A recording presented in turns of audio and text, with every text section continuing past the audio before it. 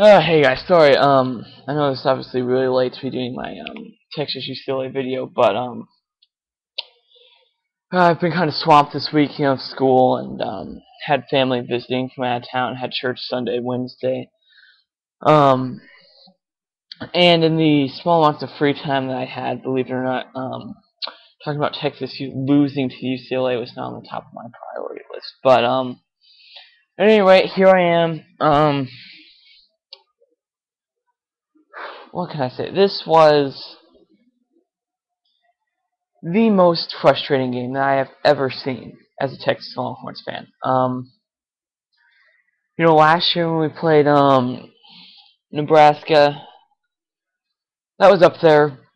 Probably prior to last Saturday was probably the most frustrating game I'd ever seen because you expected more from that team.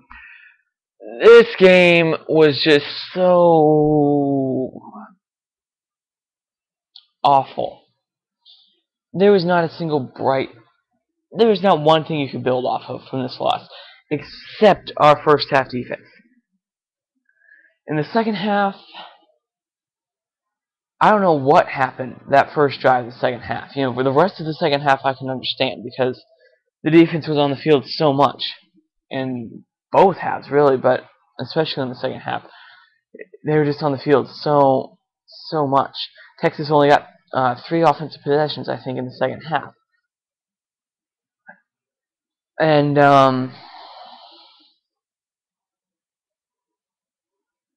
this was so frustrating. I can't say anything else about this game, but frustrating. It's the only word I can think of to use to describe what happened, what was going on in my mind.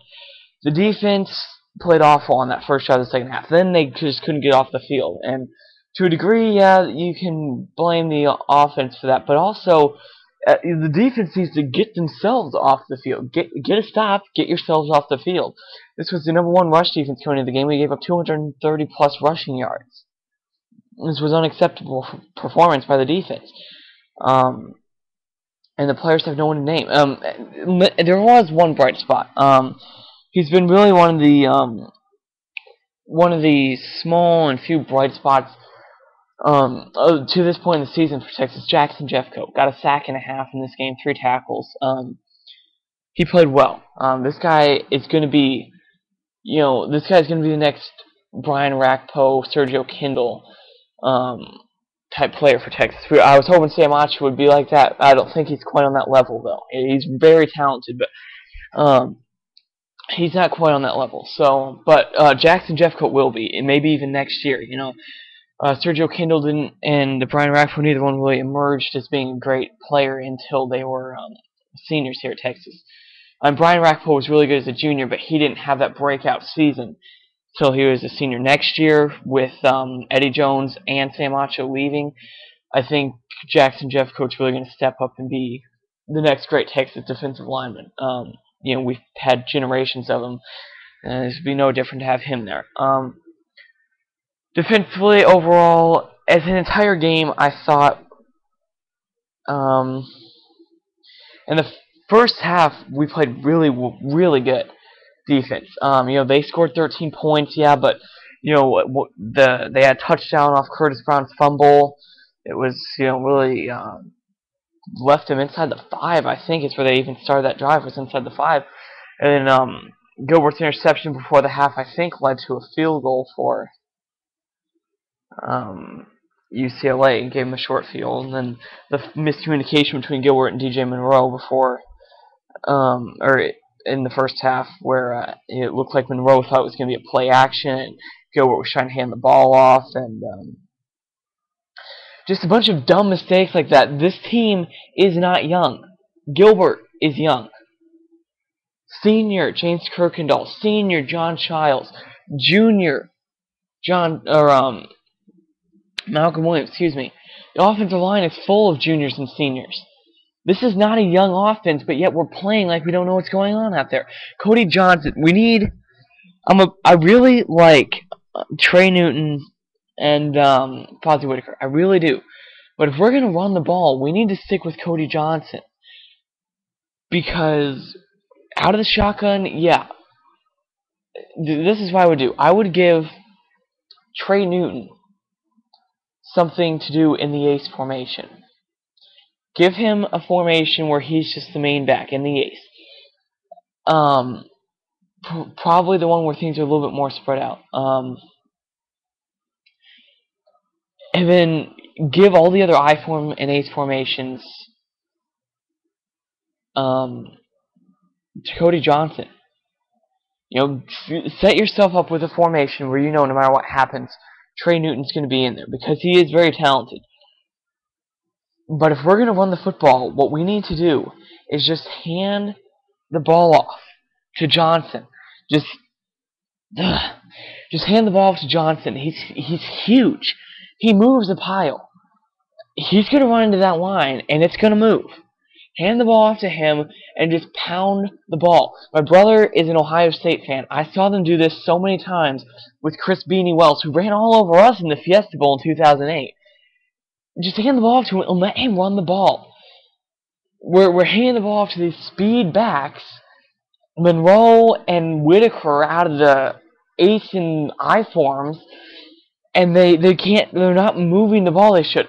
Fozzie Whitaker is a great running back out of the shotgun, but he doesn't do anything for us under center. The only guy that we have is going to be any kind of effective for under center consistently is going to be Cody Johnson. So I hand the ball off to him. He's 250 pounds. And Barrett Matthews, pal, I got to level with you. You got to catch the ball. And a lot of drop passes between Greg Smith, Barrett Matthews. We've seen a couple from Malcolm Williams this year. John Childs had one against UCLA. It's really frustrating. Really frustrating. We're going to have to score more than 12 points because our defense won the Texas Tech game for us. Our offense didn't. We played terrible offensively against Texas Tech for the most part. Our defense won that game for us. Our defense can't win every game for us. Now, I'm not letting them off the hook for letting UCLA score 30 points when all they ever did was run the ball, or 34 points. The defense needs to take about 17 points off that total score so that Texas is going to win a lot of games this year, 21-17 or 17-14, or they're going to have a lot of wins like we had against Oklahoma last year. And that's fine because a win is a win. But this was an unacceptable loss. And UCLA exploited a lot of weaknesses in this Texas team offensively and defensively. We need to improve those. Garrett Gilbert showed his youth a lot today. Didn't happen today, but he showed his youth a lot against UCLA. He's very talented, but I don't know that he's going to be the next leader of this Texas team. As a freshman and even as a sophomore, Colt wasn't a real vocal guy. So I'm going to give Gilbert some time, but I really do have some doubts as to whether or not he's going to be the leader because Colt McCoy is a vocal leader. If you dropped a pass that you shouldn't have dropped, Colt McCoy wasn't going to get in your face and scream at you, but he was going to tell you about it. He was going to let you know about it and tell you that next time you needed to catch the ball, or he wasn't going to be thrown to you a lot.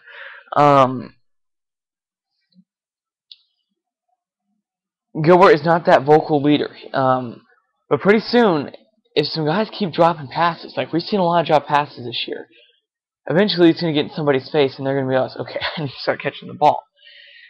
And, he just needs to keep improving. He needs to practice, get those repetitions, throwing those passes, overthrew James Kirkendall, wide open in the end zone once we had to settle for a field goal.